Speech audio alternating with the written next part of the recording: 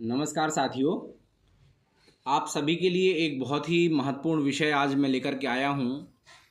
National achievement सर्वे, राष्ट्रीय उपलब्धि सर्वे, जो पूरे भारत देश में 12 नवंबर 2021 को होने जा रहा है।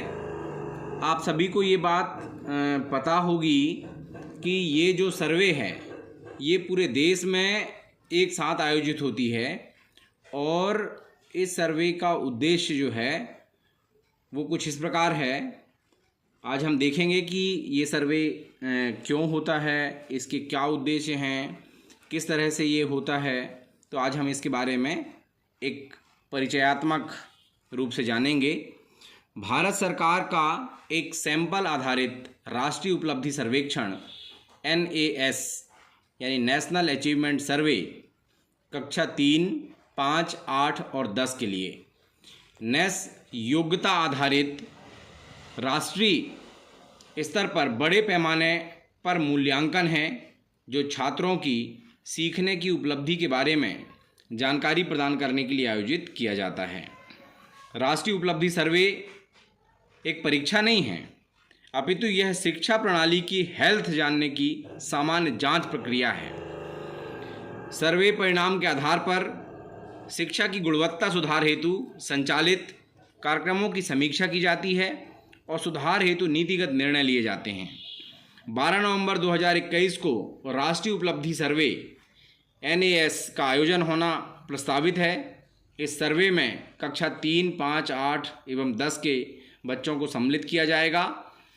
कक्षा 3 और 5 में हिंदी, गणित और पर्यावरण अध्ययन ये 3 विषय होंगे, जबकि कक्षा 8 में हिंदी, गणित, विज्ञान और सामाजिक विज्ञान को सम्मिलित किया जाएगा। NAS 2017 के लिए NCERT के द्वारा कुछ लर्निंग आउटकम निर्धारित किए गए हैं और NAS 2017 में विषयवार चयनित उन्हीं लर्निंग आउटकम पर आगामी सर्वे के प्रश्न भी पूछे जाना है। तो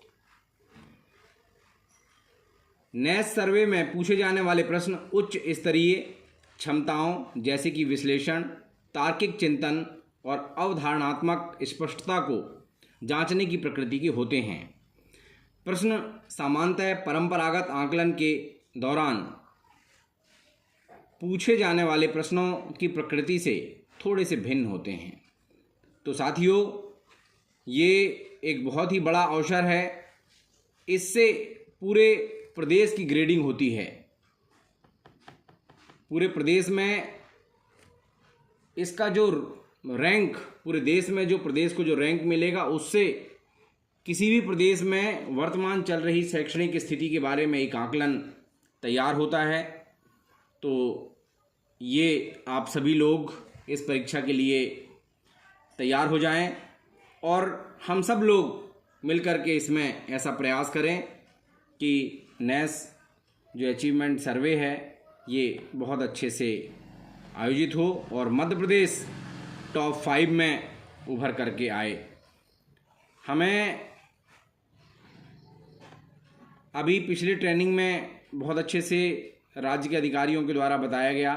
मैं आगे वीडियो में हर सब्जेक्ट के एलोज पर, लर्निंग आउटकम पर भी बात करूंगा कि कौन कौन से लर्निंग आउटकम इसके लिए लिए गए हैं और कौन कौन से लर्निंग आउटकम भाषा, पर्यावरण, गणित में किस किस कक्षा के लिए निर्धारित किए गए हैं, इस पर भी हम बात करेंगे और हम जानेंगे। अभी तो फ़िलहाल यही कि NAS में आपको सभी स्कूलों को विषयवार प्रश्न बैंक आपको प्राप्त होंगे। सॉफ्ट कॉपी आ गई है, हार्ड कॉपी शीघ्र ही आपको प्राप्त हो जाएगी और साथ ही मॉक टेस्ट भी राज्य शिक्षा केंद्र के इससे होना है। तो मॉक टेस्ट के लिए भी तैयार रहें। साप्ताहिक अभ्यास प्रश्न भी हमें मिलेंगे और उन साप्ताहिक अभ्यास प्रश्नों के आधार पर हम आगे जो है तैयारी करेंगे। सबसे महत्वपूर्ण जो है वो मैं आपको बताना चाह रहा था कि इस बार जो शिक्षकों को थोड़ा सा अतिरिक्त मेहनत करनी है नेस में, वो है सीखने सिखाने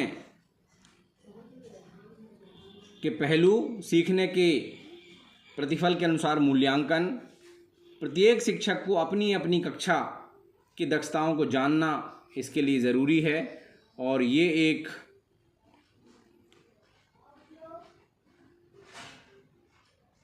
चार्ट है जिसके अनुसार सबको जानकारी तैयार करनी है।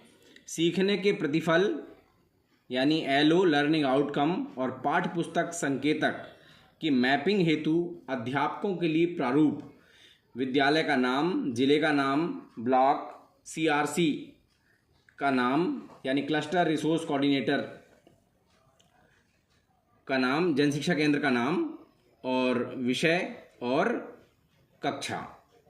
सीखने के प्रतिफल जो हैं हर विषयवार तैयार NCERT ने किया हुआ है, और पाठ्य पुस्तक में ये हमें कहाँ पर मिलेगा इसके लिए भी हमें लिखना पड़ेगा कि पाठ्य पुस्तक के किस पाठ नंबर के किस पेज में सीखने का ये प्रतिफल हमको मिल सकता है, और इसको हम अच्छे से तैयार करा देंगे तो बच्चे के अंदर ये दक्षता आ जाएगी। LO मैपिंग हेतु सहायक सामग्री कौन कौन सी चीज़ें हो सकती हैं, तो आपके विद्यालयों में LO के लर्निंग आउटकम के ब्राउज़र और पोस्टर पहले से उपलब्ध हैं। इस तरह से आपने देखा होगा कि आपके विद्यालयों में बड़ी बड़ी संख्या में ये सीखने के प्रतिफल के ब्राउज़र आपको मिले हुए हैं। आपकी पाठ्य पुस्तक है, और आपके पास जो है टीचर हैंडबुक है, और NCERT ने जो लर्निंग आउटकम निर्धारित किए हैं उसका भी हमने पिछले प्रशिक्षण में, दीक्षा के प्रशिक्षण में हमने वो भी पढ़ा है।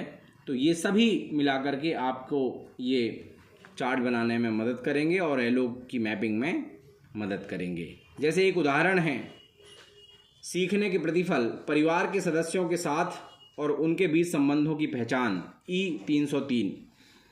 ये सीखने का प्रतिफल NCERT ने इसके लिए निर्धारित किया है, और इसका संदर्भ हमें मिलेगा पाठ्य पुस्तक का संदर्भ, पाठ का नंबर और पेज, पाठ 21, तरह तरह के परिवार, पृष्ठ क्रमांक 137 से 143 के बीच में, कक्षा 3 EVS का ये एक सीखने का प्रतिफल है। इस तरह से हमें मैपिंग करनी है और इसकी जानकारी हमें डाइट में जमा करनी है। कक्षा 3, 5, 8 के प्रत्येक शिक्षक को ये काम करना है अपने अपने विषय के लिए।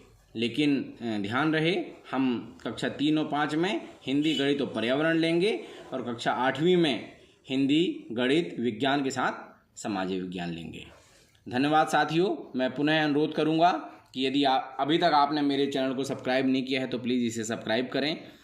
अब हम निरंतर नेस के एक एक LOs पर हम बात करेंगे, सब्जेक्ट वाइज भी बात करेंगे, एक्सपर्ट से भी हम आपकी बात कराएंगे, उनके विचार भी हम रखेंगे, और किस तरह से हम अपने प्रदेश को प्रथम ला सकते हैं इस दिशा में प्रयास करेंगे। धन्यवाद साथियों।